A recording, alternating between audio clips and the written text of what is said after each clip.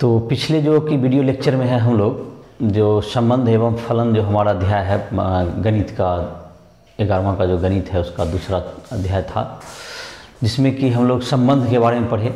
उसके पहले हम लोग कार्तीय गुणन पढ़े थे समुच्चय का। आज जो तीसरा टॉपिक है जिसका नाम है फलन, तो उस अध्याय का जो कि 2.1 2.2 उम्मीद है कि तुम लोग बना चुका हो। जो नहीं बनाया है पिछला वीडियो देख करके उसे बना सकते हो। और आज का जो कि हमारा टॉपिक है जिसका नाम है फलन, तो आज फलन का स्टार्ट करते हैं। और उम्मीद है कि जिसको भी तुमको कोई परेशानी हो रही हो वो हमसे राज ट्यूटोरियल ऐप के माध्यम से हमसे अपने डाउट को, अपने प्रश्न नहीं बन रहा है उसके पूछ सकता है हमसे। और इस प्रकार एनसीईआरटी का जो तुम्हारा 2.3 जो एक्सरसाइज है आज उसके लिए पढ़ाई होगी। तो हम लोग स्टार्ट करते हैं आज का लेक्चर। तो देखते हैं फलन। हमारा पहला है फलन, का दूसरा नाम होता है इसे प्रतिचित्रण भी कहते हैं। फलन का दूसरा नाम प्रतिचित्रण भी है, जो कि इसे फलन ज़्यादा प्रचलित है अभी, लेकिन दोनों नाम लिख देते हैं प्रतिचित्रण। और इसका जो इंग्लिश हो गया इसको फंक्शन कहते हैं, FUNCTION फंक्शन। तो ये तुम्हारा क्या हो गया, ये फंक्शन हो गया। तो फलन किसको कहते हैं? तो फलन जो तुमको है, जैसे कल इसके पहले हम लोग जो पढ़े थे a गुना b किए थे। a गुना b का प्रत्येक उपसमुच्चय a तथा b के बीच एक संबंध कहलाता है। ऐसा मैंने बताया था कि a गुना b का प्रत्येक उपसमुच्चय a और b के बीच का एक संबंध होता है। लेकिन हर संबंध फलन नहीं हो सकता, लेकिन फलन भी एक संबंध ही है, लेकिन उसमें कुछ शर्तें हैं। तो फिर से इस बात को दोहराते हैं।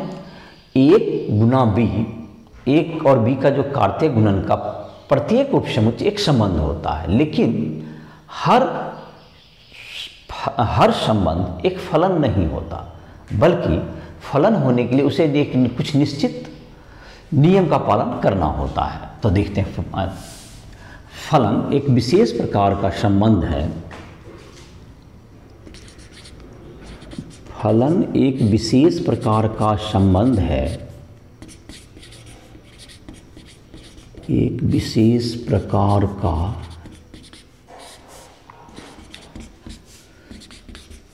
संबंध है जिसमें फलन के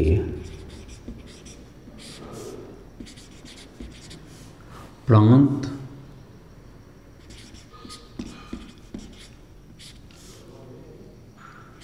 के प्रत्येक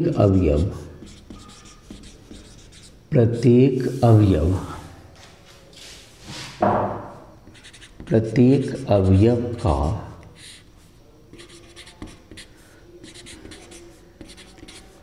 सहप्रांत के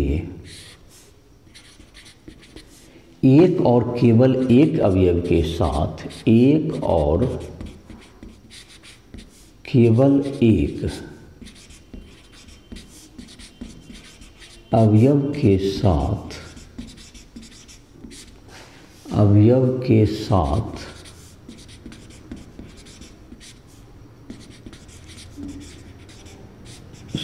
सुनिश्चित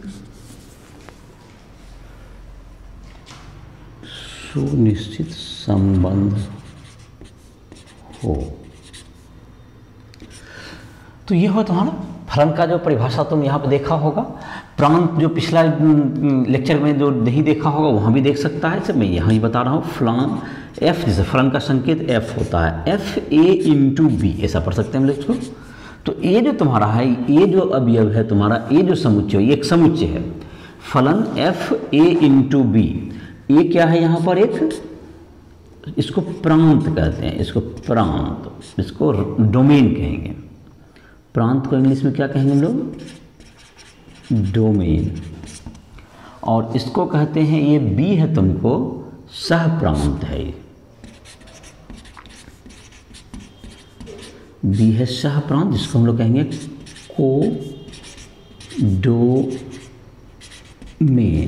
कोडोमेन, सहप्रांत। तो ये हो गया तुम्हारा प्रांत और सहप्रांत एफ ए इंटू बी, तो क्या हो गया तुमको कि एफ जो तुम्हारा हो गया एक फलन है। एफ किसका संकेत हो गया? एफ एक फलन है जो कि ए समुच्चय बी समुच्चय में परिभाषित है। तो समुच्चय का जो कि एक संबंध है, एक विशेष प्रकार का संबंध एक ऐसा है, जैसे कि पिछले संबंध में देखते थे हम लोगों को, जो याद है, जो उदाहरण दिए थे उसमें हम लोग लिखते थे 1 3 भी लिख सकते थे। जैसे कि इसको याद करें, उसी उदाहरण को अगर हम लोग लेके चलें तो जैसे कि हम लोग पिछले एग्जाम्पल को ही लेते हैं तो उसी से हम लोग आगे बढ़ेंगे। ए इंटू बी बराबर हम लोग लिए थे 1 2 था इंटू 3 4। चलिए इसी को ले लीजिए, ये ए समुच्चय हुआ, ये बी समुच्चय हुआ, तो हम लोग ए इंटू बी क्या हो गया 1 3 1 4 2 3 2 4। तो ये जो तुम्हारा हो गया ए गुना बी में क्या हो गया तुम्हारा, ए गुना बी में जो तुम्हारा है कितने अवयव हो गए? 4 अवयव हुए। तो इसमें क्या है कि जो संबंध हम लोग लिखते थे, तो संबंध जो कि आर लिखते थे उसमें क्या होता था कि संबंध आर में हम लोग कहते थे कि इसमें से जो आप लेना चाहें आप ले लीजिए। जैसे हमने 1 3 लिया, हमने 1 4 ले लिया, 2 3 लिया, कुछ भी ले सकते हैं, जो लेना है ले लिए, जो नहीं लेना है नहीं लिए। तो ये कैसा हो गया? एक संबंध होता था, जो कि पिछले लेक्चर में भी तुमने देखा होगा। ये क्या है? ये एक संबंध है, ये एक संबंध हो गया, यह एक संबंध है। तो चलो ये देखते हैं। तो ये संबंध का उदाहरण हो गया, लेकिन फलन क्या होगा इसमें? तो क्या यह जो संबंध है यह एक फलन है?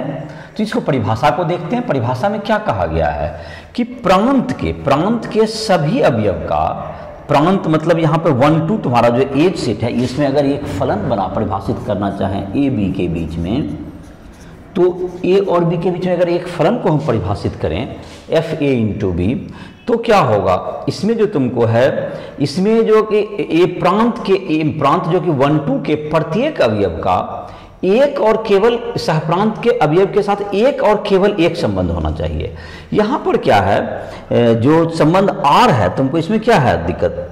इसमें है कि 1 का 3 से भी संबंध जोड़ा गया है और 1 का 4 से भी जोड़ा हुआ है। वहाँ पर देखो आर जो लिखा हुआ है 1 3 1 4 ऐसा लिखा हुआ है।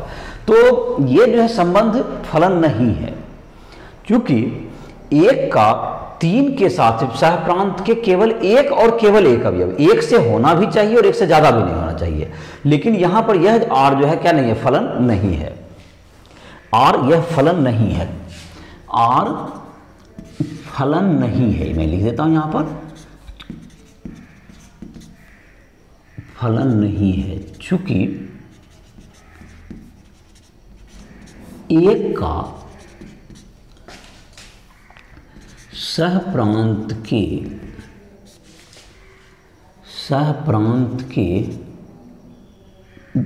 2 अवयव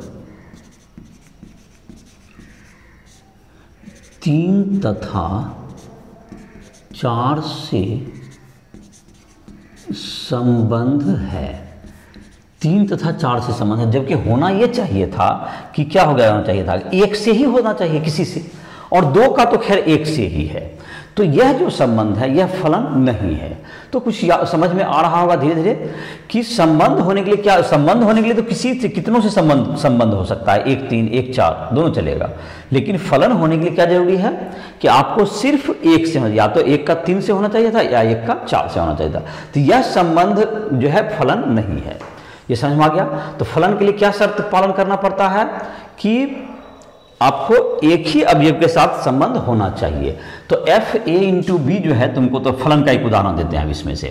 फलन ए इंटू बी, ये तुम्हारा प्रांत हो गया, ये सहप्रांत। देखो तो एक फलन का उदाहरण लेते हैं। एफ बराबर आप ले लीजिए 1 3 और ये हो गया 2 4, या 2 3 भी ले सकते हैं आप, 2 को 3 से भी ले सकते हैं। आप इधर रिपीट कर सकते हैं, सहप्रांत के अवयव रिपीट हो सकते हैं, लेकिन प्रांत के अवयव रिपीट नहीं होने चाहिए 2 बार। 1 का 1 3 हो गया तो अब 1 4 नहीं होगा, लेकिन 1 3 हुआ 2 3 हो सकता है। सहप्रांत के अवयव क्या हो सकते हैं? रिपीट हो सकते हैं। तो यह जो है एक फलन है, यह सम क्या हो गया? फलन हुआ। तो उम्मीद है कि परिभाषा समझने में तुम्हें मदद मिल रही होगी। तो सप्रांत के हर अवयव का क्या होना चाहिए, एकदम बिल्कुल अलग अलग जरूरी नहीं है, मतलब 3 से भी हुआ तो 2 का भी 3 से हो सकता है, तो और या तो 2 का 4 से भी हो सकता है, उसमें वो भी फलन होगा। एक दूसरा उदाहरण हो सकता है। दूसरा उदाहरण क्या हो सकता है इसी में, दूसरा उदाहरण f बराबर क्या हो सकता है तुमको 1 4 और 2 3, 2 का 3 से लीजिए, ये भी है। तो आपने एक बार में एक का कभी भी इक्वल, मतलब आपको बार बार नहीं, एक को दोबारा नहीं करना है कभी भी, या 2 को भी, प्रांत के किसी अवयव को रिपीट नहीं करना, और एक बार लिखना भी जरूरी है, अगर नहीं लिखेंगे तो भी फलन नहीं होगा। मतलब 1 3 1 लिख दिए और 2 का आपने लिखा ही नहीं, 2 3 या 2 4 कुछ भी, तो भी ये फलन नहीं होगा। क्योंकि फलन होने के लिए क्या जरूरी है, एक और केवल एक होना भी चाहिए और एक से ज़्यादा भी नहीं होना चाहिए। तो आई होप कि तुम्हें जो है ये बात समझ में आ रही होगी। तो दूसरा उदाहरण से इसको देखते हैं, इसको पहले मिटाते हैं, फलन का परिभाषा लिख लो, कुछ उदाहरण यहाँ दिए हुए हैं, कौन संबंध है और कौन फलन है। तो फलन, एक बात तो समझ में आ गया कि सारे संबंध फलन नहीं होते हैं। तो क्या संबंध समझ में आया कि सभी जहाँ पे ये संबंध है बट फलन नहीं है, तो सारे संबंध फलन नहीं होते, लेकिन फलन एक संबंध है। तो यहाँ पे मैं स्टार्ट करके ये बात लिख देता हूँ, सभी संबंध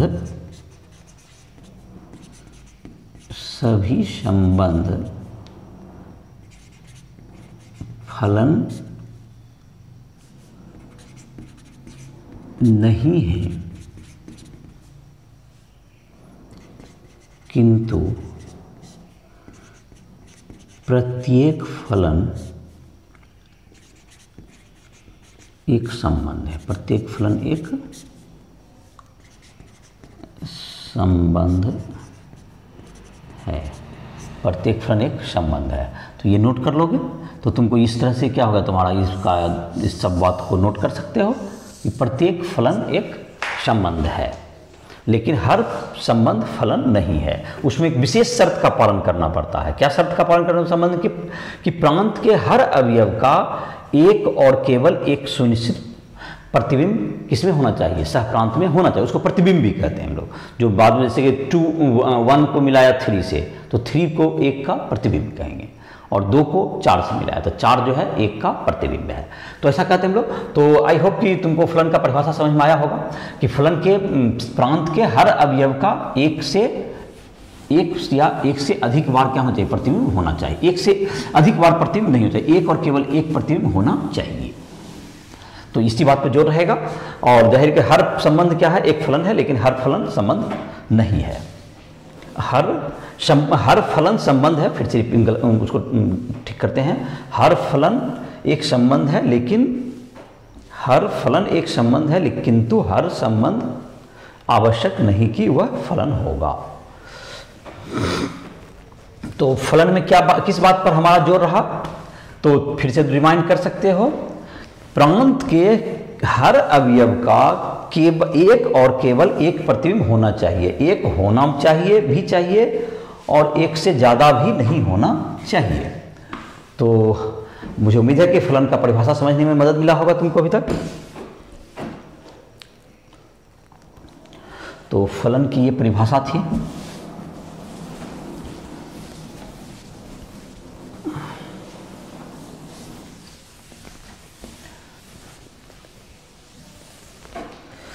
तो देखते हैं इसको, फलन का तुम्हें परिभाषा हो गया।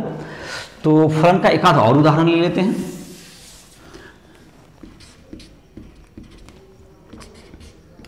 FA2B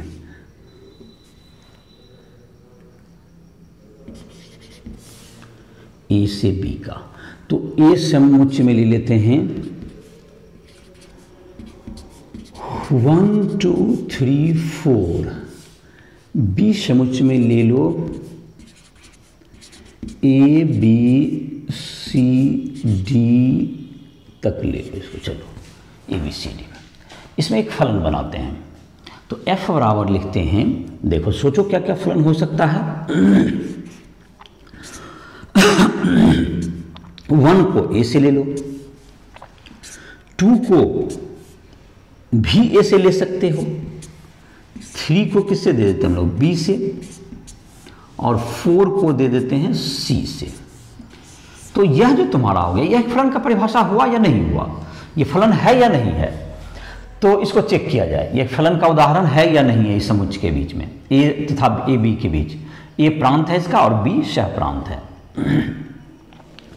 तो यहां पर फलन का जो परिभाषा था, ऐसा संबंध जिसमें कि प्रांत के प्रत्येक अवयव का, प्रांत में यहां पे कौन है 1 2 3 4, तो प्रांत का प्रत्येक अवयव जो 1 2 3 4 है उसका सह प्रांत के अवयव के साथ संबंध होना चाहिए। जैसे एक का है, दो का भी है, सेम हो सकता है, सह प्रांत में कोई दिक्कत नहीं है।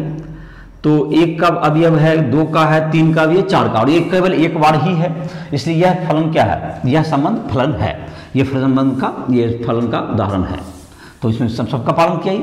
इसको चाहे तो हम लोग तीर आरेख से भी देख सकते हैं। अच्छा, फलन का प्रांत क्या हो गया तुमको, प्रांत हो गया तुम्हारा समुच्चय ए हो गया।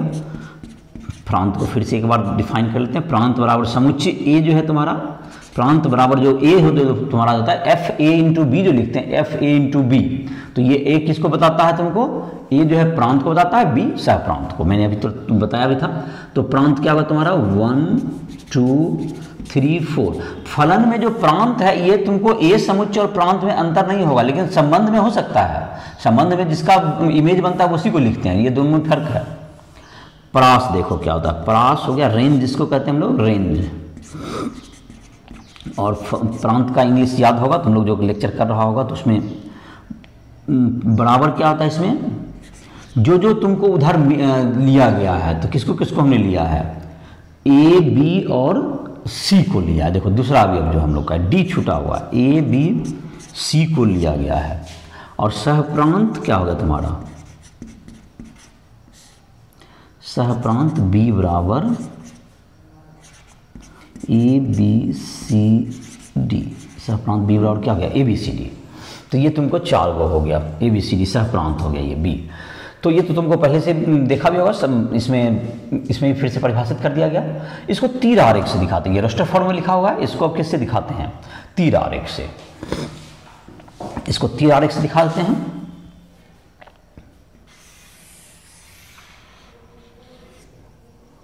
यहां है ए समुच्चय, यहाँ है बी समुच्चय। यहाँ ए है, इधर क्या है, तुमको इधर बी ले लो। तीर आरेख में भी दिखाने सीख ही गया होगा तुम। यहाँ पर 1 है, 1 को किससे मिलाना है, 1 को ए से मिलाना है। 2 को भी किससे मिलाना है, 2 को भी ए से ही मिलाना है। और 3 को किससे मिलाना है, बी से मिलाना है। 4 को सी से मिलाना है, 4 को सी से मिलाना है, और डी को किसी से नहीं मिलाना है। तो ये तुम्हारा हो गया ए बी सी डी। तो 1 को ए से मिलाए, 2 को भी ए से मिलाया गया है। तो और इसमें देखो A B C D, D का किसी के साथ प्रतिबिंब नहीं बना है, डी किसी का प्रतिबिंब नहीं है, तो इससे कोई दिक्कत नहीं। इधर जो सह प्रांत के अवयव छूट सकते हैं, लेकिन प्रांत के कोई अवयव नहीं छूटने चाहिए, बार बार ध्यान रहे। और एक से अधिक बार भी नहीं होना चाहिए। इधर रिपीट हो सकता है, इधर छूट भी सकता है, इधर रिपीट भी हो सकता है सह प्रांत में, लेकिन प्रांत में ना छूटना चाहिए ना ही रिपीट होना चाहिए। तो ये फलन तुम्हारा हो गया। इस फलन को क्या कर सकते हैं हम लोग, इस फलन को हम लोग यहाँ पर f लिख देते हैं। एफ ए इंटू बी है तुम्हारा, तीर आरेख में आप दिखा दीजिए इसको कौन सा फलन है। ये ए समुच्चय और बी समुच्चय के बीच में एक फलन है, तो इसको क्या दिखा देते हैं, इसका नाम हो गया f। इसको क्या नाम हो गया, इसका f संबंध करते हैं। या f सबसे ऊपर दिखाओ, सबसे ऊपर दिखा दो, यहाँ दिखा दो, f लिख दो। तो ये हो गया तुम्हारा क्या चीज़, ये तुमको एक जगह दिखा दो। चलो, तो f हो गया तुमको एक फलन का उदाहरण हो गया। इसको तीर आरेख से दिखा दिया। It is f A into B का तीर आरेख है ये। एफ ए इंटू बी का कौन चीज़ कैसा आरेख हो गया, ये तीर आरेख, एरो डायग्राम, जिसको समझ में बताया था इसको। तो आई होप कि तुमको समझ में आ गया होगा ये तीर आरेख। तो फलन का तुमको परिभाषा तो समझ में आ गया, और इसके कुछ उदाहरण भी तुमने देखे। तो फलन का जैसे कि है, कुछ फलन का हम लोग एक कहते हैं वास्तविक मान फलन, इन सबों की ओर आते हैं। अभी कुछ परिभाषा को आगे बढ़ाते हैं, और इसको जो है तुमको नोट डाउन कर सकते हो, इसको समझ में आ गया होगा। इसको नोट कर लो वीडियो रोक करके।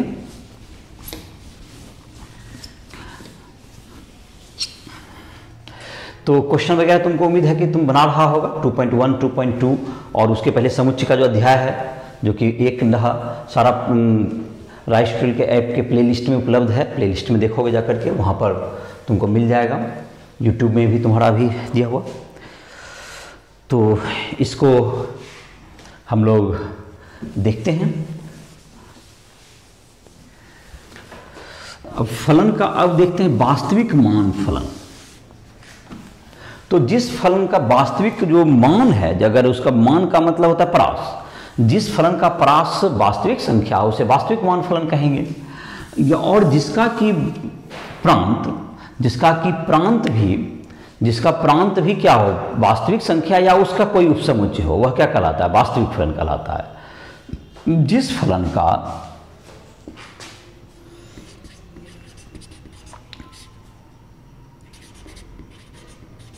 फलन का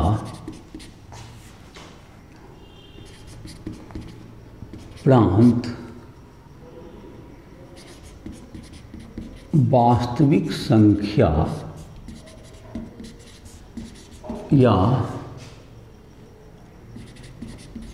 उसका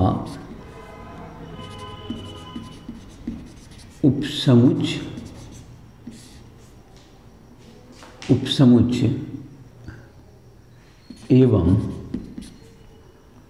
परास भी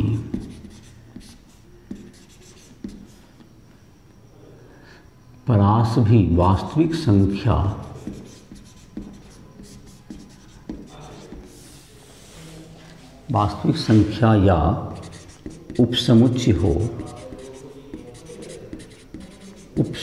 हो वास्तविक फलन कहलाता है। वास्तविक फलन कहलाता है। तो जैसे कि तुमको f, जैसे उदाहरण के रूप में f n से r लिख दिया, या एक वास्तविक फलन का उदाहरण हुआ। n क्या हुआ, प्राकृतिक संख्या है, प्राकृतिक संख्या नेचुरल नंबर 1 2 3 4 इसे लिखते हैं। और r क्या है, तुमको वास्तविक सब संबंध जो तुम समुच्चय से पढ़ रहा होगा, तुमका अगर वीडियो लेक्चर देख रहा होगा तो ये सब सिंबल बताया भी गया है तुमको। यह वास्तविक संख्या का संकुल है। या तुमको एक उदाहरण हुआ दूसरा f, r से r लिख सकते हो। r से r भी तुमको क्या है, वास्तविक संख्या हो गया।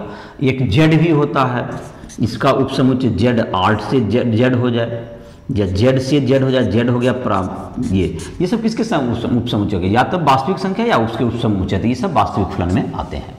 तो ये ठीक है, इसका परिभाषा हो गया वास्तविक फलन का।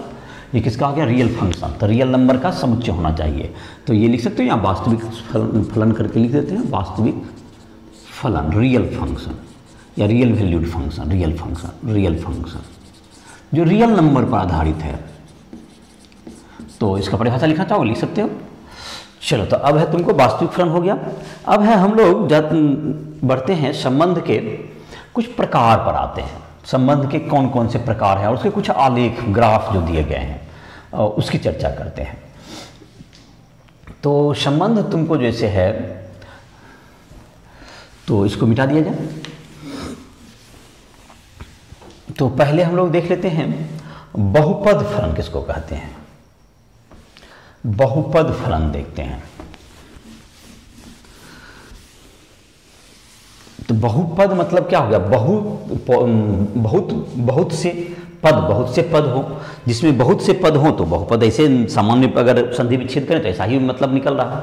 बहुपद को इंग्लिश में पॉलिनोमियल कहा जाता है, इसे पॉलिनोमियल फंक्शन। पॉली मतलब बहुत सा होता है, जैसे बहुभुज, बहुत सी भुजा, दैट इज पॉलीगॉन अंग्रेजी में कहते हैं। तो उसी तरह से यहाँ पर क्या है, बहुपद, बहुत से पद होने चाहिए। बहुपद को अंग्रेजी भी लिख देते हैं, कुछ इंग्लिश भी सीखो, पॉलिनोमियल फलन। फलन को तो अंग्रेजी समझ में आ ही गया, वो फंक्शन होता है बहुपद फलन। तो बहुपद फलन का उदाहरण होता है जैसे कि f(x) बराबर a0, जिसमें बहुत से पद हों, a0 प्लस a1x, धीरे धीरे बढ़ते जाइए, plus a2x square plus a3x cube और डॉट डॉट और an x पावर n।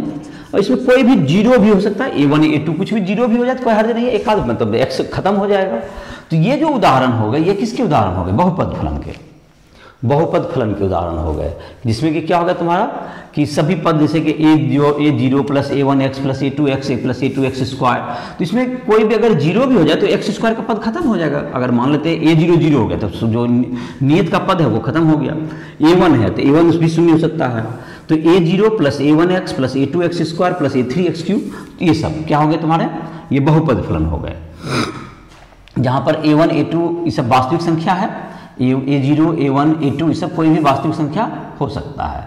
तो इस प्रकार क्या हो गया तुम्हारा? ये बहुपद फलन का उदाहरण हो गया। फिर परिमेय फलन है।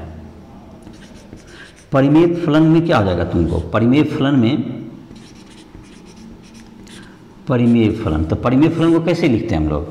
तो परिमेय फलन बराबर लिखते हैं, ये x का पहला ये p, ये तुम्हारा हो गया बटे qx, जहाँ पर qx जो होना चाहिए नॉट इक्वल टू 0, जहाँ px एवं qx क्या है? बहुपद फलन है।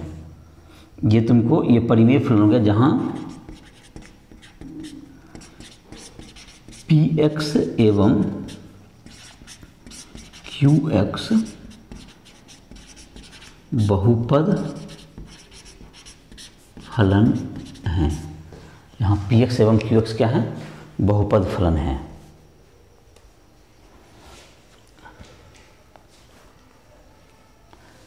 जहाँ px एवं qx क्या हो गया? बहुपद फलन है।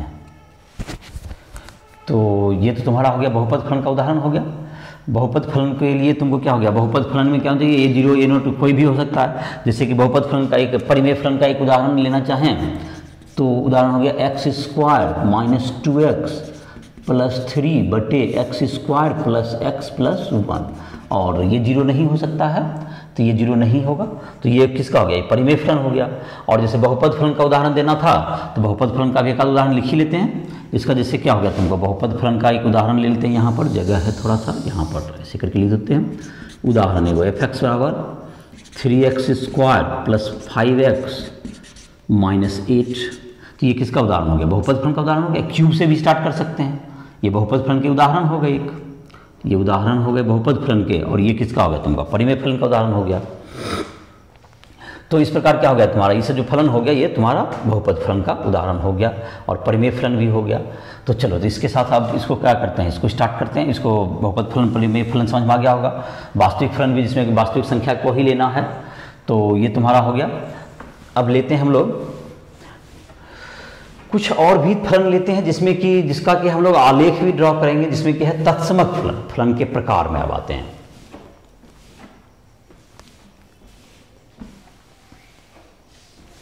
कुछ फलन के और प्रकार लेते हैं, जैसे कि क्या बोला गया? तत्समक फलन। यह भी रियल वैल्यूड फंक्शन होगा। रियल वैल्यूड मतलब कि वास्तविक मान फलन होगा, और इसमें भी तुमको जो लेना होगा वास्तविक फलन में क्या होगा तुमको? r से r ही इसमें परिभाषित हो सकता है। लेकिन चलो देखो, अब देखते हैं तत्समक फलन। तत्समक फलन आइडेंटिटी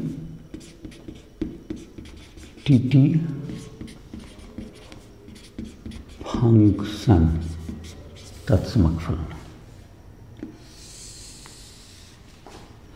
f है तुमको इसमें रियल टू रियल होना चाहिए। f रियल नंबर से वास्तविक संख्या में ही परिभाषित होगा। इसका ये डोमेन होगा, इसका ये कोडोमेन होगा। और शर्त है इसमें fx बराबर x होना चाहिए। fx इक्वल्स टू x, मतलब कि जो कि डोमेन में जो कि नंबर होगा वही नंबर किधर होगा? उसका रेंज में भी आएगा, सेम आएगा। तो जो नंबर है वो बराबर होगा। अगर fx को y एक्स पर दिखाइएगा, fx को अगर प्लॉट किया जाए किस पर? y एक्स पर, और x को x एक्स पर, तो कैसा आलेख आएगा? fx बराबर x। तो इसको दिखाते हैं ग्राफ में, इसको दिखाते हैं, इस ढंग से आएगा। वास्तविक संख्या तुम्हारा इधर x अक्ष हो गया, इधर y अक्ष है तुम्हारा। y एक्स पर किसको ले रहे हैं हम लोग? fx को लेते हैं। y बराबर fx, y एक्स पर किसको ले लिए? fx को ले लिए। तो चलिए देखते हैं, कुछ बिंदु इसमें लेते हैं। जैसे ग्राफ प्लॉट करने क्या करते हो? कुछ बिंदु लेते हो, इधर निगेटिव x अक्ष है, तो चलो यहाँ पर एक सबसे पहले बिंदु ए ले लो, एक्स का मान 0, तो वाई का मान भी क्या होगा 0 होगा। वो एफ एक्स का मतलब एफ एक्स बार एक्स है, तो एफ एक्स का होगा 0 0 हो गया तुम्हारा एक पॉइंट, ये मूल बिंदु हो गया तुम्हारा, ये मूल बिंदु जाएगा। फिर क्या आएगा तुमको, एक्स का मान अगर लेते हैं 1, एक्स का मान क्या लेते हैं f1, वो भी 1 होगा। f0 का मान, एक्स का मान 0 लिए तो ये y का मान 1 हो गया, y का मान 0 हुआ, f0 पर 0, f1 ले लेते हैं तो ये क्या हो गया, ये 1 हो गया। f-1 लेते हैं तो भी क्या हो गया -1, ये x का मान बता रहा है, ये y का मान बता रहा है। f-1 हो गया, f-2 लिए तो ये -2 हो जाएगा। मतलब जो भी मान होगा तुम्हारा बराबर होगा। तो ये सब ग्राफ में कहाँ पर आ रहा है, देखो ये 1 1 यहाँ होगा, तो ये सब प्रकार अगर मिलाएंगे सब बिंदु को तो इस ढंग से एक आलेख जाएगा, ये आलेख इस ढंग से जाएगा। तो ये क्या चीज का आलेख हो गया, f x is equal to x. इसको कौन सा फलन कहते हैं हम लोग, आइडेंटिटी फंक्शन या तत्समक फलन। इस पे बिंदु कौन कौन है, जैसे 1 1 होगा, 2 2 होगा, 3 3 कुछ भी होगा, 1 1 होगा, यहाँ पर तुमको क्या होगा 2 2 होगा, यहाँ -1 भी होगा, इसलिए तृतीय पाद आया। देखो इधर जो है तुमको -1 x हो गया तो y भी क्या हो गया -1, तो यहाँ -1 और -1 भी होगा, यहाँ -2 और -2 भी होगा, सब है इस पर। यही है तुमको किस कौन सा फलन हो गया, ये तत्समक फलन का आलेख, ये तत्समक फलन हो गया। एफ एक्स बराबर एक्स का ये क्या हो गया, आलेख है, ग्राफ ऑफ आइडेंटिटी फंक्शन, तत्समक फलन का आलेख, तत्समक फलन का आलेख। तो समझ गया होगा, जब बराबर हो, जबकि डोमेन का जो अवयव है वही क्या बन जाए, एकदम इक्वल टू को डोमेन बन जाए, इस तरह के फलन को क्या कहेंगे हम लोग, तत्समक फलन। तो समझ में आ गया होगा, आलेख भी समझ में आ गया होगा कि जब मूल बिंदु जैसे x का मान लेते गए, x का मान 0 लिए, इधर जो f के ब्रैकेट में जो वो x का मान हुआ, और जो कि एफ एक्स और यहाँ पे x लिखा हुआ है तो वो क्या का मान होता गया, f x equal to x, तो f0 हुआ तो वो 0 हो गया, f1 हुआ तो 1 हुआ, f2 हुआ तो 2 हुआ, मतलब जो है इक्वल होते जाएगा। तो इस तरह से आलेख आ जाएगा। और ये जो तुम्हारा देखो, ये जो कोण निकलेगा, कितना निकलेगा, ये 45 डिग्री कोण होगा, 1 1 है तो ये 1/1, तो टेन थीटा लगाओगे, टेन थीटा और p/b, तो ये कोण कितना डिग्री का आ रहा है, देखो ये कोण तुम लिखना चाहोगे तो ये कितना डिग्री आ रहा है, ये 45 डिग्री का कोण से परे रहेगा ये कोण, 45 डिग्री। 45 डिग्री बार जैसे बताए ना कि 45 डिग्री और 2/2 जैसे आया, जैसे यहाँ से लंब डालेंगे तो इधर p भी 2 b भी 2, तो p/b। तो चलो ये तत्समक फलन हो गया।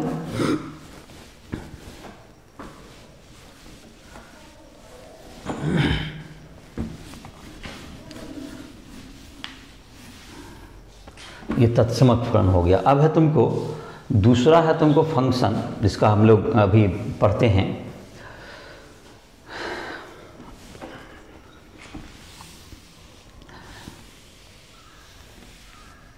मापांक फलन देखते हैं। एक नया वर्ड है मापांक, को मॉडुलस फंक्शन भी कहते हैं हम लोग। तत्समक फलन के बाद देखते हैं मापांक फलन।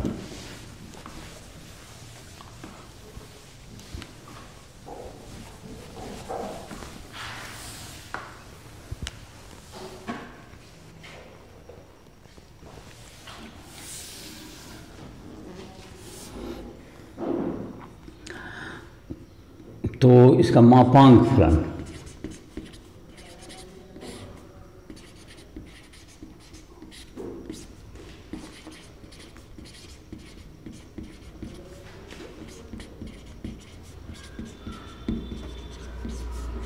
मॉडुलस फंक्शन,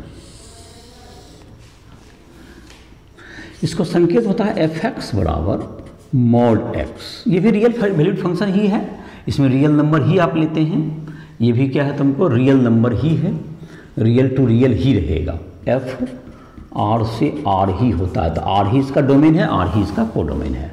तो इसको लिखते हैं एफ एक्स बराबर क्या हो गया, मॉड एक्स। इसको क्या पढ़ते हैं हम लोग, मॉडुलस एक्स, मॉडुलस एक्स इसको पढ़ते हैं। तो एफ एक्स का इसका मान क्या होता है, ये हमेशा धनात्मक होता है। याद करो, तुम लोग पढ़े भी होगे, इसलिए मैथमेटिक्स वगैरह में कहीं पढ़े होगे। मॉडुलस 2 का मान क्या होता है, 2 होता है। -2 का मान भी मतलब हमेशा धनात्मक होता है। जैसे कि यहाँ पर लिखते हैं मॉडुलस 2 बराबर 2 होता है, मॉडुलस -2 बराबर भी क्या होता है, 2 होता है। तो कैसे लिखते हैं, -2 बराबर 2, ऐसा लिख सकते हो।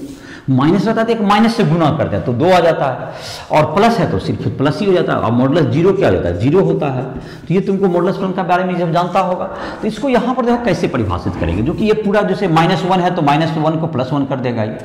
तो इसको इस ढंग से लिखते हैं, देखो इसको कैसे परिभाषित करेंगे मॉडुलस फंक्शन को। f(x) बराबर लिखते हैं -x जब x 0 से छोटा हो। तो इसको जैसे धीरे धीरे पढ़ने के लिए सीखो। जब यहाँ पर 2 शर्तें हैं, या इक्वल टू x होगा जब x 0 से बड़ा या 0 के बराबर हो। तो देखिए ये जो तुमको लिखा गया एक फलन को क्या परिभाषित करता है, ये कह रहा है कि f(x) का मान क्या होगा, -x होगा, मतलब उसमें निगेटिव नंबर लगाइएगा। f(x) का मान कितना होगा, -1 होगा, 0 से छोटा है। और x का मान क्या होगा, जब x होगा जब यह 0 से बड़ा है। जैसे इसको मान रखने के लिए देखो सिखाते हैं हम। f को कहा कि आप बताइए f -5 कितना होगा, तो ये कहेंगे या तो इसका मान यहाँ f x की जगह -5 रख दिए, तो अब ये देखें कि -5 क्या है, ये इस कंडीशन में है या इस कंडीशन में को ओबे कर रहा है। तो x क्या होगा, -5 से छोटा है, ये इसको भी करता है, तो ये पहला वाला मान रखाएगा ये। तो पहला वाला कितना मान है तुमको, -5 दैट्स इक्वल्स टू 5, ऐसा रखा गया। और जबकि यही बात कहेगा f जब कहेगा कि 5 कितना होगा, ऐसा। तो अब फिर देखेंगे f(x) में जब मान रखने के लिए जाएंगे तो किसको ओबे करता, क्या 5 0 से छोटा, नहीं, ये तो गलत हो गया। तो 5 0 से बड़ा या बराबर इसमें आता है, तो यहाँ पर 5 है तो इसमें x है, तो अगर 5 x मैंने f के अंदर में 5 जितना है वही आपका आंसर होगा, दैट इज इक्वल टू 5 हो गया। f -5 बराबर क्या हो गया, 5, f5 भी क्या हो गया, 5 हो गया। तो इस तरह से तुम समझ सकते हो क्या होगा। तो इसका जो भी तुमको है, अब सबका मान समझ में आ गया होगा, f -2 कितना होगा, ये भी एक माइनस लग जाएगा, -2 बराबर 2 हो गया। तो ये तुमको मॉडुलस फंक्शन हो गया, मॉडुलस फंक्शन के रूप में का जो मान हो गया ये तुम्हारा निकल गया। तो इसका जो कि अब है तुमको ये तो समझ में आ गया होगा। ये देखो बहुत से लोग फिर से मैं इसको बात कहता हूँ, ये समझते हैं कि -x तो एक निगेटिव नंबर हो गया, f(x) बराबर किसी ने लिख दिया -x और मॉडुलस में तो प्लस होता है। तो ऐसा कन्फ्यूजन इसलिए होता है कि वह इस बात को ध्यान नहीं करता है अक्सर लोग स्टूडेंट, x को वो धनात्मक ही समझता है, लेकिन x तो यहाँ पे लिखा हुआ ऋणात्मक है। तो जब ऋणात्मक है तो ऋणात्मक में एक ऋणात्मक लगे तब ये धनात्मक हुआ, x धनात्मक नहीं है, x तो धनात्मक और ऋणात्मक दोनों हो सकता है। तो -x को ये कहना कि ऋणात्मक होगा ये समझना गलत हो जाता है, क्योंकि -x जब है तो x ऋणात्मक, x लेस देन 0 है तो प्लस ही हुआ। तो इसलिए इस बात को कंफ्यूजन नहीं होना चाहिए, माइनस लगने के बाद निगेटिव हो गया ऐसा कोई बात नहीं है। x अगर पहले से निगेटिव माइनस लगने के बाद वो धनात्मक हुआ, और x क्या हो गया, और जब x बड़ा है या 0 के बराबर है या बड़ा है 0 से तो x ही है आंसर, इसलिए हमेशा धनात्मक ही रहेगा। तो जाहिर है कि तुम्हारा इस डिफिनेशन के आधार पर हम लोग ग्राफ भी इसका ड्रॉ कर सकते हैं, आलेख कुछ मान निकालने के लिए सीख गया होगा यहाँ पर, तो हम लोग आलेख ड्रॉ करते हैं इसका। तो आलेख में क्या है, इसमें 2 कंडीशन हो गया ना। अब -2 में क्या हो गया, माइनस में अलग होता है, प्लस में अलग होता है, देखते हैं किसमें या किस ढंग से डिफर करता है।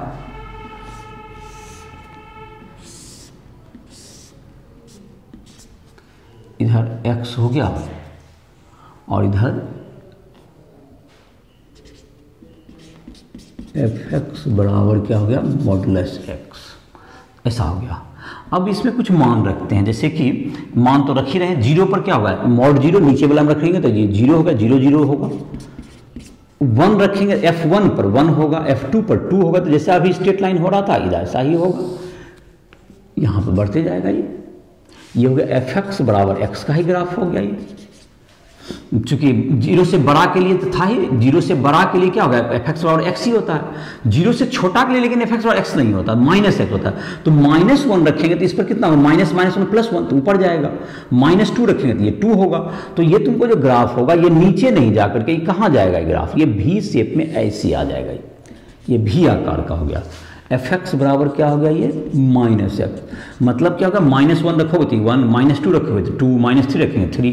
तो ये इस तरह का ग्राफ हो गया। ये क्या हो गया, f(x) बराबर -x का ग्राफ। तो ये तुम्हारा हो गया, इधर से आया, यहाँ पे 0 0 पर ही होगा, और हर जगह कंटिन्यूस है ये, हर जगह मतलब तुम गए तो यहाँ पे 0 पे फिर 0 सीधे चला गया, ये भी आकार में आ गया। ये किसका आलेख है, ये नीचे नहीं जाएगा, वो x का देखो ये कह रहा है कि y का मान कभी भी निगेटिव नहीं हुआ, ये निगेटिव नहीं होता, 0 तक होता है, लेकिन मॉडुलस फंक्शन कभी भी निगेटिव नहीं होता।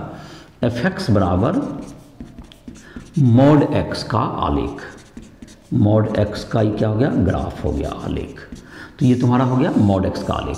तो ये तुम्हारा हो गया, तुमको क्या हो गया, ये कभी भी क्या नहीं आता है नीचे आता है। निगेटिव नंबर है तो इसको पॉजिटिव कर दिया, देखो ऊपर चला गया, और ये जब पॉजिटिव है तो पॉजिटिव हुआ। ये एक्स लेस देन जीरो का हो गया इधर की तरफ, एक्स जीरो जब छोटा है तो ये हो गया ग्राफ का पार्ट, और ये जब बड़ा है तो ऐसा हो गया। तो आई होप कि ग्राफ समझ में आ गया होगा। चलो तो इसको मिटा देते हैं। तो मॉडुलस फंक्शन का क्या होगा, एफ एक्स जब माइनस एक्स होता है, जब कब एक्स लेस देन जीरो, और माइनस को कैसे प्लस करते हैं देख लो, यहाँ पर उदाहरण कुछ लिखा हुआ है, और उसी तरह से मान निकाल के ग्राफ भी प्लॉट कर सकते हो। ग्राफ जो है भी आकार का हो गया। तो आई होप कि मॉडुलस फंक्शन समझ में आ गया होगा। ये काफ़ी मैथ में बहुत जगह प्रयोग में आता है, तो इस पर ध्यान से पढ़ लो। मॉडुलस फंक्शन हो गया तुम्हें। अब है तुमको एक चिन्ह फलन है।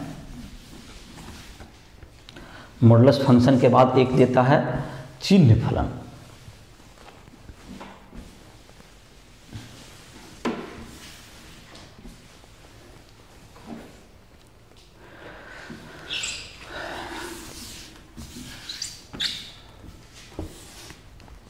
चिन्ह फलन लिख देते हैं, साइन फंक्शन या सिग्नम फंक्शन।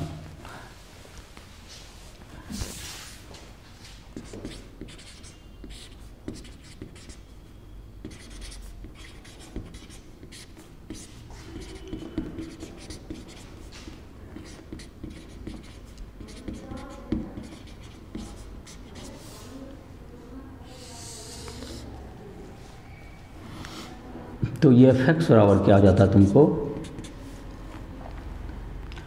मॉड एक्स बटे एफ, एफ एक्स जीरो बराबर जीरो जब एक्स बराबर जीरो हो गया, बराबर हो गया मॉड एक्स बाय एक्स जब एक्स जीरो के बराबर नहीं है। जब एक्स जीरो के बराबर नहीं है तो मॉड एक्स बाय एक्स हुआ। तो एक्स इसे मॉड एक्स का लेकिन मान तो दो बार अलग अलग होता है, निगेटिव में अलग होता है, पॉजिटिव में अलग होता है। एफ जीरो पे जीरो और इस पे मॉड एक्स बटे एक्स। तो इसको अगर ब्रेक करें पॉजिटिव और निगेटिव के लिए तो इसको फिर से अलग लिख सकते हैं। ये चिन्ह फलन का हो गया। इसको एस जी एन एक्स भी कहीं पे लिखा हुआ देखते होगे, इसको देख सकते हो, एक्स बराबर जीरो पर है ये।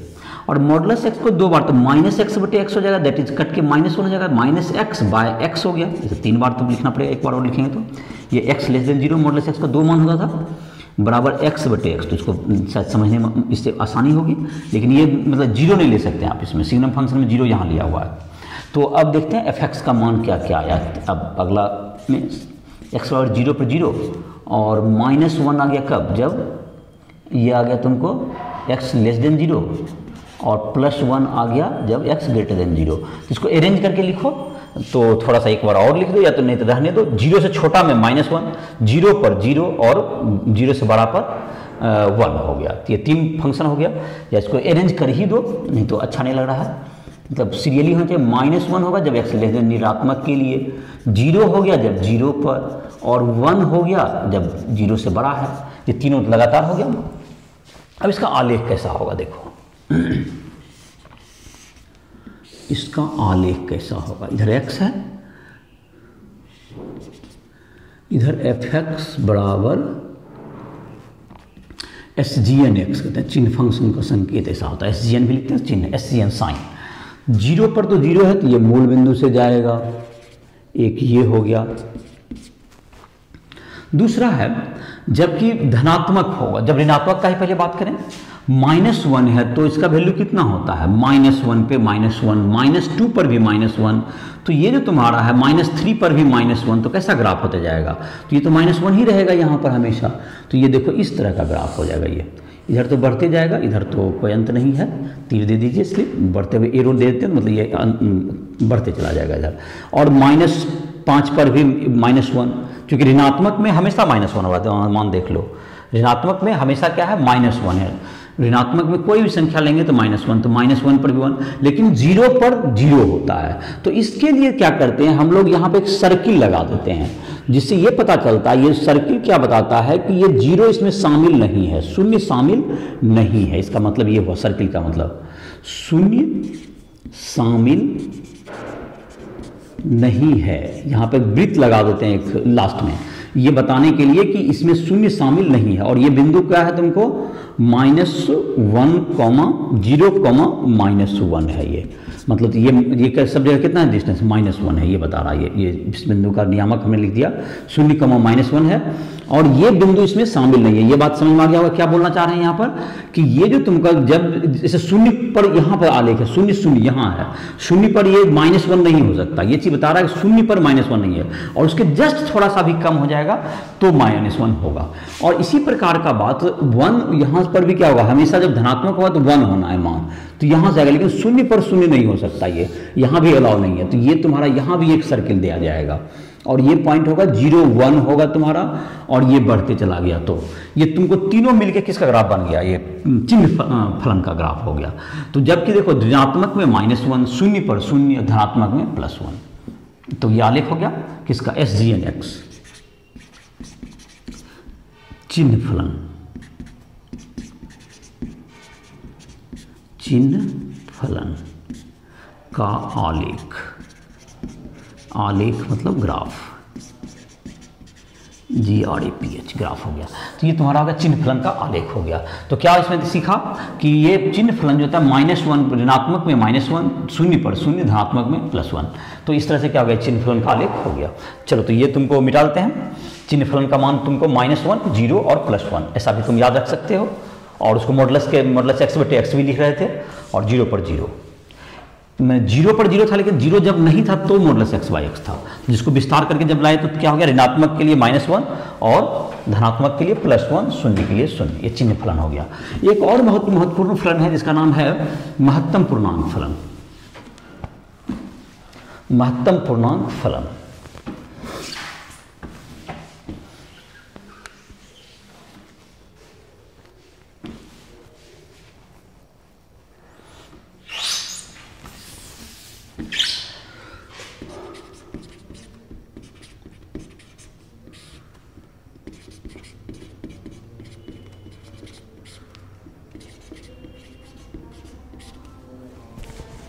महत्तम पूर्णांक फलन,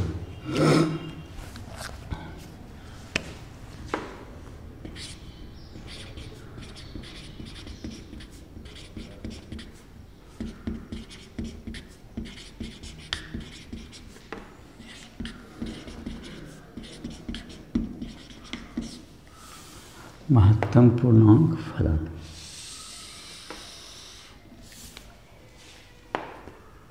इसका देखो संकेत होता है, ये बड़ी ब्रैकेट में x घेर के लिख दीजिए, इसको लिखते हैं जो उसके भाषा लिखते हैं x से छोटा या बराबर, बराबर में, बराबर छोटा या बराबर में महत्तम पूर्णांक, छोटा या बराबर महत्तम पूर्णांक, महत्तम में बड़ा से बड़ा पूर्णांक संख्या। तो इसका मतलब क्या हुआ देखते हैं इसको, ये भी सब रियल वैल्यूड फंक्शन है सारे, FR2R ही है सबका, सबका जो डोमेन है तुमको रियल नंबर से रियल नंबर ही रहेगा, ये सब उसी के एग्जाम्पल्स हैं। तो तुम्हारा अभी जो बता रहे थे कि इसका मतलब क्या हुआ, जरा समझने का कोशिश करते हैं शब्द से। x से छोटा हो या बराबर में महत्तम पूर्णांक लेना है, मतलब कि जो x का मान कहेगा, जैसे कोई कहा कि तो आप बताइए f 2.5 का मान क्या होगा, ऐसा किसी ने कहा, तो x का मान तो 2.5 हो गया, 2 से छोटा या बराबर में महत्तम जो पूर्णांक होगा, छोटा या बराबर, तो 2.5 तो बराबर में ये पूर्णांक तो है नहीं, 2.5 एक पूर्णांक संख्या नहीं, पूर्णांक संख्या कौन होता है, 2, 1, -5, 7, ये सब -7, ये सब पूर्णांक संख्या होता है, 0।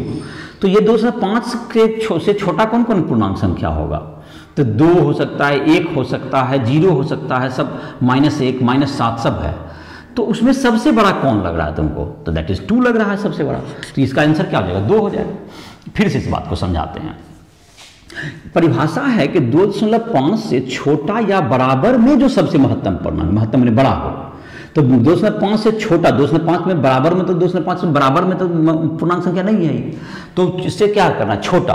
तो 2.5 से छोटा कौन कौन होगा पूर्णांक संख्या, 2, 1, 0, -1, -2, ये सब इससे छोटा है। उसमें सबसे बड़ा कौन, महत्तम कौन है सबसे बड़ा, दैट इज 2 है, इसलिए इसका आंसर क्या होगा, 2 हो गया। तो आई होप कि समझ में आया होगा। और देखते हैं दूसरा उदाहरण देते हैं, 3.999 इसका कितना हो जाएगा। तो क्या इसको तो बहुत लोग कहें कि रफली 4 कर देंगे इसको, तो ऐसा नहीं, आप बड़ा नहीं ले सकते कभी भी, 4 तो इससे बड़ा है, तो इससे छोटा या उसमें से बड़ा है, तो छोटा तो इससे 3 ही होगा, सबसे बड़ा, छोटा में सबसे बड़ा कौन होगा, 3 होगा, 3। अब 5 का क्या होगा, तो 5 में 5 के बराबर है, 5, 4, 3, 2, 1, तो उसमें सबसे बड़ा 5 होगा। तो चूंकि 5 तो एक खुद पूर्णांक था, तो इसका आंसर 5 ही होगा। अब है तुमको -2.5, इसका क्या होगा आंसर, तो इसका आंसर क्या -2 होगा या -3 होगा, इसे छोटा लेना है, तो -2.5 से छोटा तो -3 होता है, -2 तो इससे बड़ा होता है, तो -3, -4, -5 ऐसे करके होगा, उसमें सबसे बड़ा कौन हुआ, तो -3 हुआ। तो ध्यान रहे कि इसका आंसर क्या हो गया, -3 हो जाएगा। तो ये तुम्हारा हो गया, समझ में आया होगा, इसलिए माइनस इधर क्या होगा, f -9.75, इसका आंसर कितना होगा, -9 या -10, तो -9 इससे बड़ा होता है, इसका आंसर होगा -10 होगा। तो आई होप कि समझ में आया होगा इस उदाहरण से कि तुमको महत्तम पूर्णांक फलन का मान कैसे निकलता है। जहां तक कि इसका ग्राफ का बात है, ग्राफ इसको स्टेप फंक्शन भी कहते हैं, क्योंकि ग्राफ इसका सीढ़ी के जैसा आता है, देखते हैं बना करके।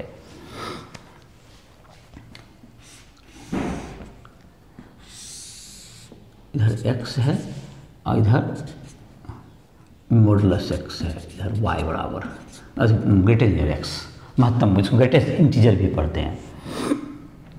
जैसे कि हम लोग लेते हैं -1 से स्टार्ट, -2 से स्टार्ट करते हैं। अगर देखो f(x) को पहले परिभाषित करते हैं, देखो इसको जो है f(x) बराबर है ग्रेटेस्ट इंटीजर x, तो इसका मान क्या क्या होगा, दैट्स इक्वल्स टू -1 होगा या -2 होगा, कब, जबकि तुम्हारा नंबर -2 से बराबर होगा और लेस देन -1 होगा, -1 से छोटा होगा तो ये -1 हो जाएगा कब, जब -1 से बराबर और यहाँ कहाँ तक आएगा, 0 तक आएगा, ये 0 हो जाएगा कब, 0 से बड़ा हो जाए या 1 से छोटा रहे। देखो 0 से 1 के बीच में ही छोटा रहेगा, और ये 1 हो जाएगा जब 1 से बड़ा और 2 से छोटा होगा। तो ये इसको फिर से समझो, देखो -2 से लेके -1 तक इसका मान क्या होगा, -2 होगा, इसका मान क्या हो जाएगा, मतलब कि उससे जस्ट छोटा का पूर्णांक लेना है। जैसे अगर तुमको समझने दिक्कत हो रही है, धात्मक में समझना आसान होगा, 0 से 1 के बीच का नंबर 0.95, तो उसमें 0 हो जाएगा, तो भाई 0 से 1 के बीच में 0 हो गया, 1 से 2 के बीच 1.5 है तो 1 हो जाएगा, तो इस तरह से क्या होगा तुम्हारा। लेकिन इसका मान क्या हो रहा है, हर पूर्णांक संख्या में बदल रहा है। तो इसका जो ग्राफ होता है, देखो किस तरह से होता है, -2 पर जब रहेगा, x का मान क्या रहा, जब तुमको यहाँ पर -1 हो गया, यहाँ पर -2 हो गया, तो x का मान जब -2 से -1 के बीच रहता है यहाँ, तो इसका मान कितना है, -2 से -2 है, यहाँ पर इसका मान है -2, तो -1 इसमें शामिल नहीं है, तो इसको क्या सर्किल करने के लिए बताए थे, इसमें -1 शामिल नहीं है, तो इसको हम लोग क्या करेंगे, सर्किल कर देंगे, यहाँ पर क्या कर देंगे, इसको सर्किल कर देंगे। तो यहाँ पर ये कौन सा पॉइंट हो गया, -1, ये पॉइंट हो गया तुम्हारा, यहाँ पर ये सर्किल कर दिया गया। अब यहाँ पर क्या होगा तुम्हारा, ये तुम्हारा यहाँ पर हो गया, ये एक ठो सर्किल हो गया। तो ये जो पॉइंट है, ये 0, क्या है तुमको, -1 का पॉइंट है, और ये पॉइंट है तुमको यहाँ से जो जाएगा 0, -2 का पॉइंट है, तो ये सर्किल हो गया। देखो यहाँ पर देखो तुम्हारा क्या है, -2 से -1 तक आया, तो इसका वैल्यू -2 है, -2 बता रहा है, और -1 से 0 तक आया, तो इसका वैल्यू क्या है, -1 है, -2 मतलब निगेटिव में रहेगा, और 0 से जब आगे बढ़ेगा, 0 से 1 तक जब आएगा, तो इसका वैल्यू 0 ही रहेगा, 0 से 1 तक ये ग्राफ का पार्ट होगा तुम्हारा, ये भी एक ग्राफ का पार्ट होगा, 0 से 1 तक का 0 ही रहेगा बात, और 1 से जब बड़ा होगा, 1 से 2 तक जब जाएगा, तो इसका मान 1 होगा, 1 से 2 तक में, इसका 2 में सर्किल होगा तुम्हें, इसका मान होगा 0,1 हो गया। और लास्ट वाला हर पॉइंट पे क्या करना होगा, आपको सर्किल करना होगा, क्योंकि ये शामिल नहीं होता है, लास्ट वाला हर पॉइंट पे क्या करना होगा, हमको सर्किल करना पड़ेगा, क्योंकि लास्ट वाला बिंदु शामिल इसमें नहीं होता है। तो ये हो गया तुम्हारा इसका कौन सा फलन हो गया, ये तुम्हारा ये ग्राफ का तुम्हारा हो गया महत्तम पूर्णांक फलन, fx का ग्राफ हो गया, महत्तम पूर्णांक फलन का आलेख हो गया। तो -2 से 2 के बीच में, कहाँ से कहाँ तक, -2 से लेके x का मान 2 के बीच में रहे तो -2 से 2 के बीच में रहेगा, इस डोमेन के लिए इसका आलेख हुआ। तो ये तुम्हारा हो गया। अब तुमको जैसे कि डोमेन, जैसे कि फंक्शन है, फलन को तुमको जोड़ना हो, घटाना हो, गुना या भाग करना हो दो फलन को, जैसे fx और gx दो फलन हैं, तो दोनों के अगर डोमेन तुमको समान रहें तो आप उसको जोड़ सकते हैं, घटा सकते हैं, गुना कर सकते हैं और भाग कर सकते हैं फलन को। लेकिन जब भाग करने में यह बात ध्यान रहे कि नीचे कभी भी शून्य से भाग आप नहीं कर सकते हैं। तो गुना भाग इस समय यही ध्यान रखना होगा। दो फलन को कब जोड़ सकते हैं, तो ये तुम्हारा आलेख हो गया इसका। दो फलन को जोड़ने के लिए क्या बताया गया कि तुमको कभी भी इसको जोड़ कब सकते हैं हम लोग, जबकि उसका डोमेन, जो उसका प्रांत है, दोनों का समान रहे, तो आप उस प्रांत, उस डोमेन तक में उसको ऐड कर सकते हैं। और दोनों को जोड़ दीजिए, दोनों का मान क्या हो जाएगा, ऐड करके लिख सकते हैं, जोड़ घटा गुना भाग फलन का बीजगणित कहलाता है ये। तो इस प्रकार से तुम जो है अब अध्याय जो है 1.3 जो है तुम्हारा 2.3 इनफैक्ट 2.3 तुम बना सकते हो इससे। उसमें तुमको कुछ प्रांत वगैरह, प्रांत परिसर ये सब निकालने के लिए दिया हुआ है। तो इसका तो खैर आज का क्लास में इसको नहीं ले रहे हैं, इसके बाद का जो लेक्चर बना देंगे उसमें कुछ क्वेश्चंस उसमें जो कि डिफ़िकल्ट हैं, जो कि उसको हल कर दिया जाएगा, और उसमें कुछ मिसलिनियस के भी जो सवाल होंगे उसको भी शामिल करने की कोशिश किया जाएगा। और तो ग्राफ इसमें देखो क्वेश्चन कितना बना पाते हो।